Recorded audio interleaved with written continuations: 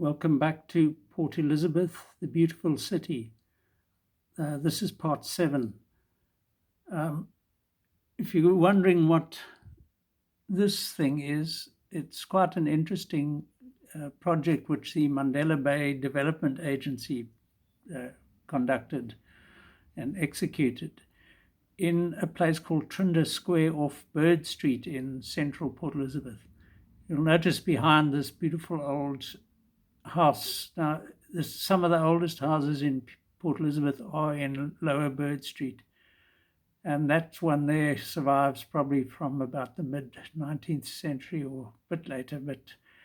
And to its left, you'll see the giant tennis court-sized flag which flies on the Donkin Reserve. And in the foreground is a mosaic-covered series of benches, if you will, in Trinder Square. Now, I just chose this picture to start with, but we're going to just head back to the beginning. So I did this on 18th July 2014. I was actually with my son, Doug. And if you read here, the Trinder Square was once a flay, which is a kind of a pond, really. And cattle were watered there and horses. And after the British settlers arrived in 1820, the British had actually been occupying the area since 1799 when Fort Frederick was built. So after the period when it was used for watering, and actually they used to row boats on it, and it was quite a big pond, really, called Little Lake. It was filled in and surrounded by these giant wild fig trees. And later we'll visit the Athenaeum, which was built in 1896 and extended by the addition of the Loebshire Hall, later known as the Ford Little Theatre. So this is the view down Pearson Street, which I just took because you see the flag over there. Looks like it's actually flying from the steeple of the Holy Trinity Anglican Church, but it's an illusion because that's just lined up with the mast, the flagpole on the Donkin Reserve. So these railings are probably the originals from Trinder Square, which is between Western Avenue and Bird Street. I'm not sure after whom it was named, but you can read up about it as we go along. On my captions, I've probably got quite a lot of additional info.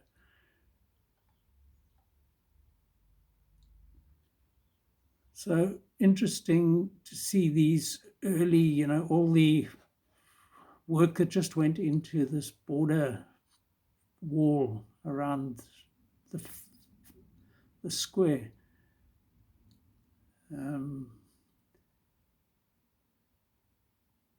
And of course, as I said, the surrounding buildings, which thankfully at this point had been pretty well preserved. But look at the wonderful work that went into this series of kind of sculptural benches.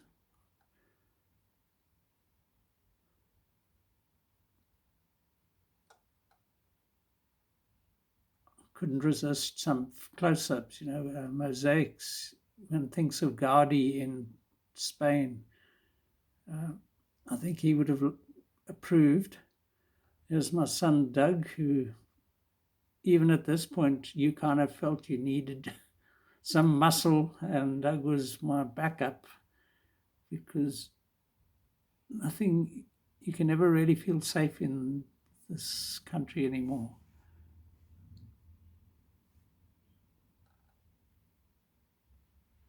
So this is a Strelitzia, I think, one of our most famous sort of flowers. And those two houses in the background are very old. I forget the dating, but these two here are at least from about 1850. And that's one we saw earlier, also sort of 19th century. The Strelitzia. And this is like a big sort of salamander or something lying there. And in the distance across the road there, you can see the Port Elizabeth Club, which is a beautiful piece of architecture. We might get a better view of it later.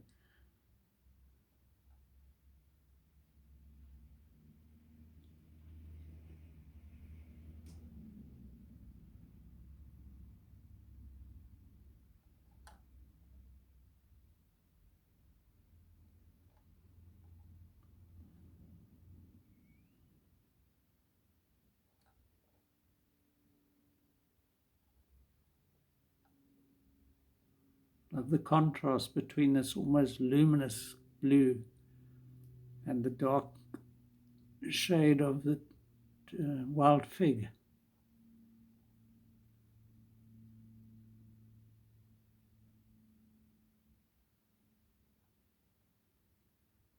And Doug marching along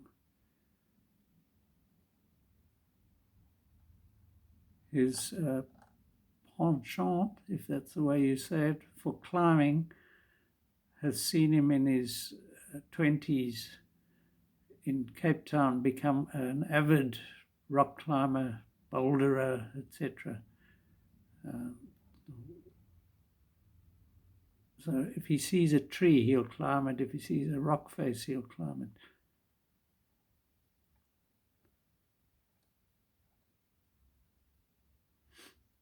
I can remember kicking a soccer ball around on this park when I lived in Central in the 80s.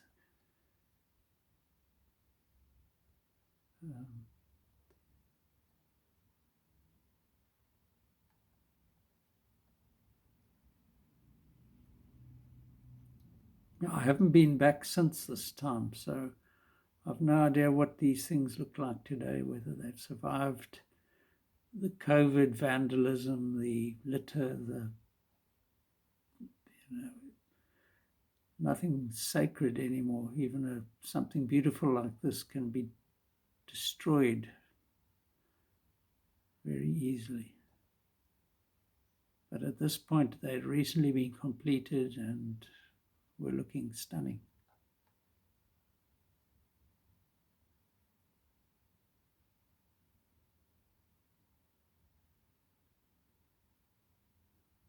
Consider all the work that went into this.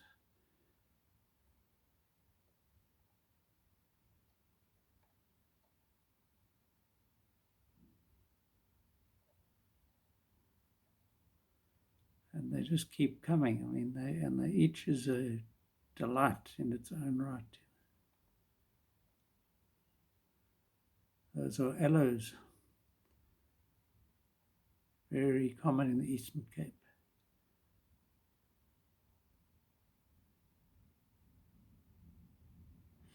And then you'll see some feet on top there, and that's Doug walking along. Here he comes. And I think there's a ladybird on there. Just there.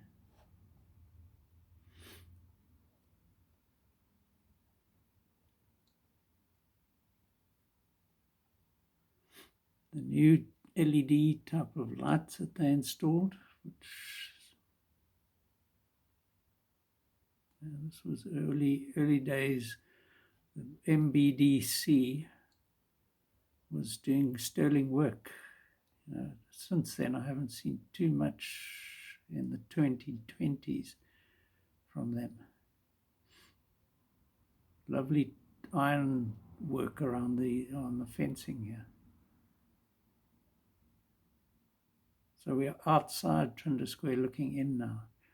Now down This isn't Bird Street. I think this street is known as Trinder Square.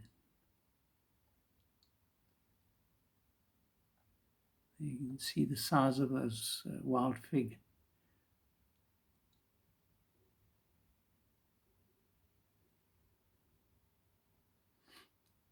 And in the distance, the PE Club. And as a municipal reporter, I can remember them getting permission to build this monstrosity on the left here. It's just, absolutely no sense of how a building it loses its appeal if you shove a prison-like thing right next to it. It's supposed to have its own space, Imagine that without this aberration.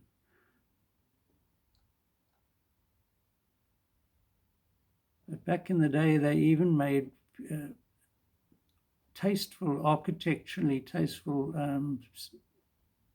this would be electricity substation. So it's got an interesting roof, it's not just shoved together, it's a lot of thought goes into it. And of course that is just desecrated, really. Look at that beautiful house in the background there with its very English chimney pots.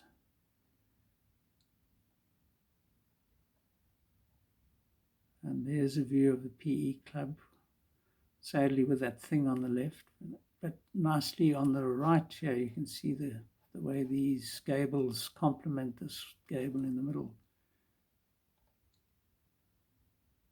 And then we're walking down Bird Street, and this is work on the new Supreme Court that went up down on the corner there. That was the site of the old collegiate high school, which moved in the 60s, I think. Now, this is the Athenium, which had been beautifully restored by the MBDC. Stunning old building. There were multiple of these great Victorian buildings in Port Elizabeth, and of course the fools who ran the city allowed so many to be destroyed. So outside it, there's this quirky thing which I hadn't seen before, but this kind of sort of steel column up the middle allows you to see that whatever is reflected here in this mosaic, you see the actual form in the reflection there. It's quite a clever bit of, so that's what you see. You don't see it actually down there, but reflection is spot on. Proteus. And some sort of gecko-y thing.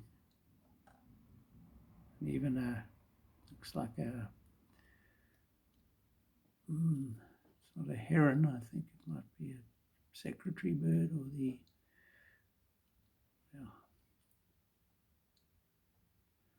that's the national bird. Check how it looks there. Cool. Memory shot.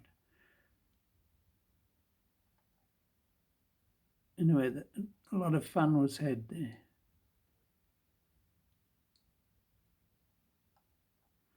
And in the entrance foyer, we have Mandela and Doug greeting him. And I don't know who this sculpture was sitting there. So the entrance foyer was quite well, interestingly decorated, and with these sculptures.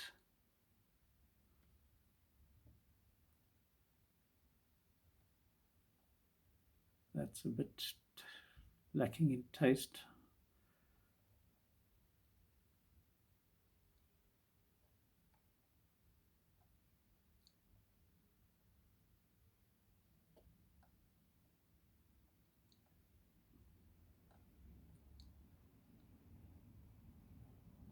Excuse me.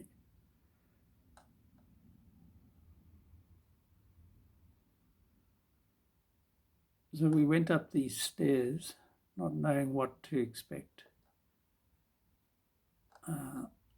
Here's a painting by Greg Carr, Kerr, apparently pronounced Carr. Looking down into the foyer,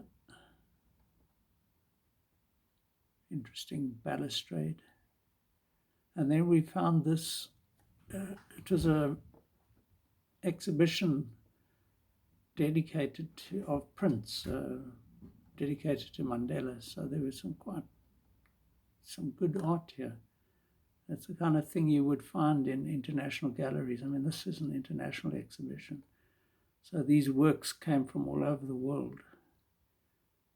And some really excellent art, you know. That was by a local chap.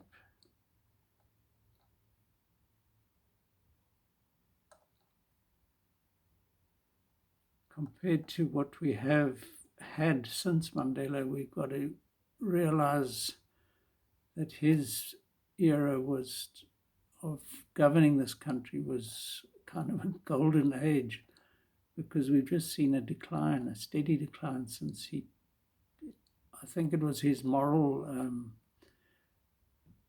the will that he sort of imposed on the ANC,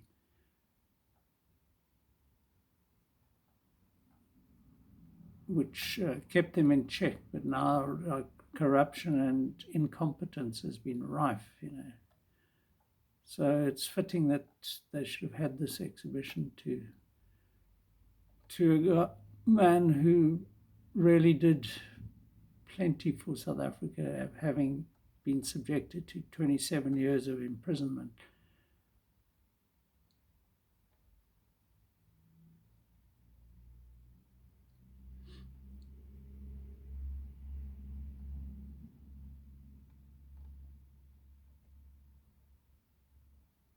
I just race through these because there's Doug. I think there's even one of yours truly here. I was so much older than when I was young. That's the little theatre. And as we move out, we say cheers to Madiba. Cheers, mate. And street children. I'm afraid an ever-present phenomenon nowadays.